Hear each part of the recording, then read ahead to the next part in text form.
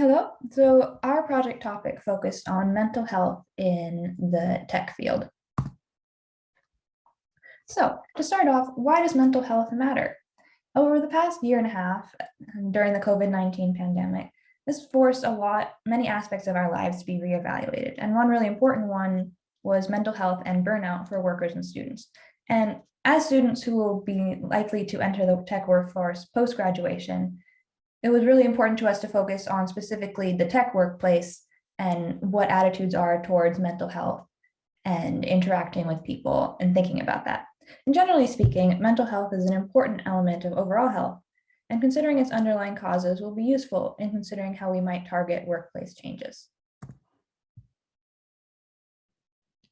So our primary focus for this presentation was to analyze the attitudes towards mental health in the tech field that were present before the COVID-19 pandemic. And this was because we wanted to take into consideration any current biases or stigmas that were already present, because COVID-19 added in its whole other level to mental health that was not previously seen. We wanted to see what the attitudes were without all of that like extra noise added in there.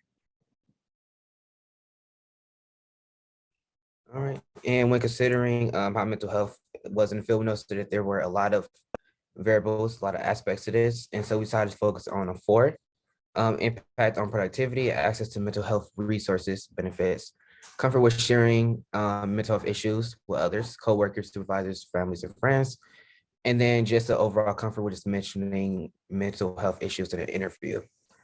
And with considering these response variables, we also want to consider how they connect with others, and see are there any major differences potentially between demographics such as gender, country, age, size of company, etc. Moving on to data sources, we use Kaggle to download data from Open Sourcing Mental Health, which is an organization that focuses on raising awareness about mental health in the tech community. They had surveys that were conducted yearly between 2016 and 2019, and they included questions about all of the response variables seen in the last slide, as well as just talking about general work environments and personal attitudes towards mental health.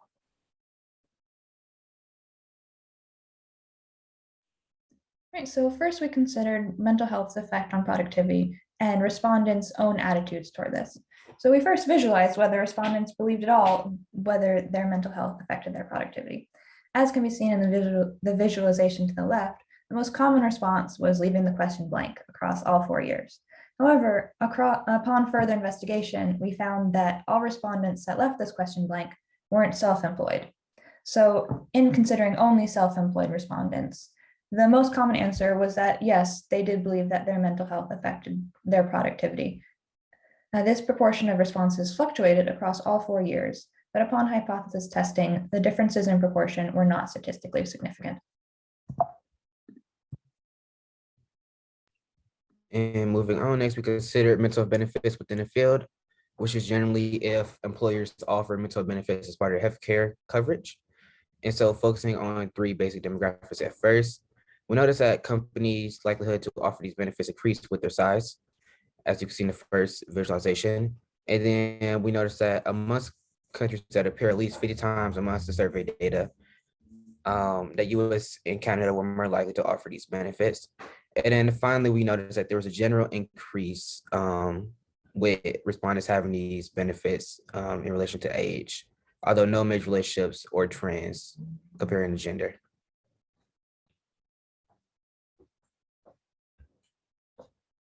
All right, moving on. Next, we decided to make comparison between those with benefits and those without benefits. And so we noticed that those without benefits find it more difficult to leave work if a mental issue prompted them to leave work, looking at the top right visualization.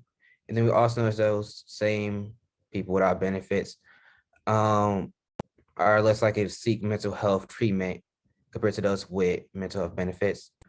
And finally, we noticed that there was no major statistical difference between those with and without benefits when it came to revealing less about their mental health condition after observing how another was treated who mentioned mental health in their workspace.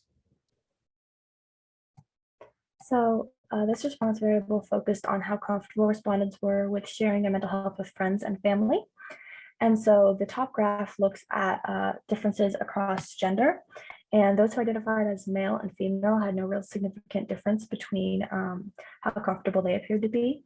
But when comparing those who had male or female and those who identified as transgender or other, there was a significant difference, with those who identified as transgender or other feeling more comfortable sharing their mental health.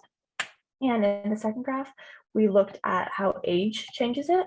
And so it's clear that the lowest age group feels the least comfortable sharing their mental health with friends and family. And it should be said for both of these that the data we had on the statistically significant sets was actually pretty limited, because we didn't have a lot of transgender or other responses, and we didn't have a lot of responses from the ages of 0 to 20 either, although in our data cleaning, we did filter out any responses that were less than the age of 10. And so looking from year to year, every year, somewhat open was by far the most common response. But when calculating differences from 2017 and 2016, respondents in 2017 are much more open than those in 2016.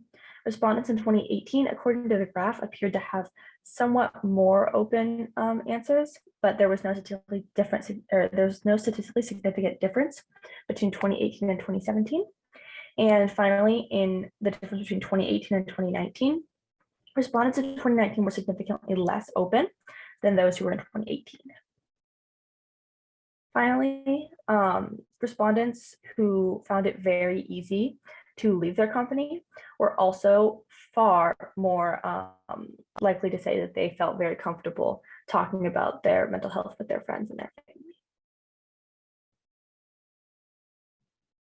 So two more variables we wanted to look at with regards to mental health were how likely people were to discuss mental health with their supervisors and their coworkers.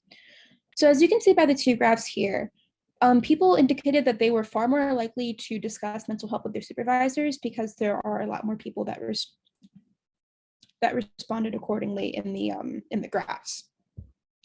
So when we conducted the two-sided hypothesis test, we did find a very low p-value, which indicates that there is a difference. And then because of the lack of overlap in the confidence intervals, with the supervisors having a much higher interval, it can be inferred that people are more likely to discuss mental health with their supervisors versus their coworkers. Within each of the supervisor and coworker variables, we wanted to look at the effect of gender and whether or not being male, female, transgender, or other played a role in whether or not you were to discuss mental health with your supervisor. Due to the lack of information we had for those who identifying as transgender or as an other gender, we decided to keep the hypothesis testing strictly binary for male and female. And as you can see here, there was no statistical difference between males and females, yielding a very high p-value and an overlapping confidence interval. As was the case with supervisors, we also found that for coworkers, there was again no statistical difference between males and females, yielding a very high p-value and confidence intervals that were almost identical. And again, because of the lack of data, we kept the gender to strictly binary, male and female. And lastly, we looked at the response variable of mentioning mental health during an interview. So first, we looked at the difference of whether or not respondents were more likely to mention their mental versus their physical health in an interview. We conducted a paired two-sided t-test, and we concluded that an individual's willingness to mention their mental health in an interview is not the same as their willingness to mention their physical health. And this is confirmed by confidence intervals that are vastly different. And then just taking a look at the mentioning mental health during an interview variable, first we looked at the differences between men and women. So we found that females were less willing to mention their mental health in an interview than males. Once again, the lack of overlap of the confidence intervals confirms our conclusion. And lastly, taking a look at anonymity, we thought that people whose companies protected the anonymity of those who chose to take advantage of mental health resources would be more willing to share their mental health in an interview. And indeed, the hypothesis test confirmed this. And once again, the confidence intervals lined up as well. Lastly, for limitations and future work. Firstly, for limitations, the first one was that throughout 2016 to 2019, the 2016 surveys had more respondents than the 2019 surveys. And as the years went on, the respondents decreased. So this might affect the variance. Second of all, most respondents were American and male, and this would skew our data as well, especially because as in more current years, it's more likely that more women are joining the tech industry. Thirdly, we actually found that the plurality of respondents currently have a mental health disorder. It was almost 44 or nearly 50%, and this might not necessarily be representative of the tech industry as a whole. So that would also skew our data. And then lastly, for data wrangling, gender was just difficult because it was open response. So we had some throwaway answers, and then we had to make a lot of assumptions while grouping gender. And then lastly, for example, the comfort with sharing mental health with friends and family, that was another one where the question was phrased differently between years. So for example, in some years it was categorical, and in other years it was numerical. So we had to translate the categorical ones to numerical values. Right. And in considering our suggested next steps, firstly, because our data focus specifically on surveys from before the COVID-19 pandemic, we can collect and analyze data regarding attitudes towards mental health from after the pandemic and compare with our results to get a better sense of how things might have changed. Additionally, because our data was limited, our analysis was limited by our data set and groups that were underrepresented, we could focus specifically on collecting responses from those groups, and that this would improve our analysis and allow our conclusions to be more broadly made. Finally, our data does not consider race and ethnicity, so considering respondents from these backgrounds would again improve our analysis overall. Thank you.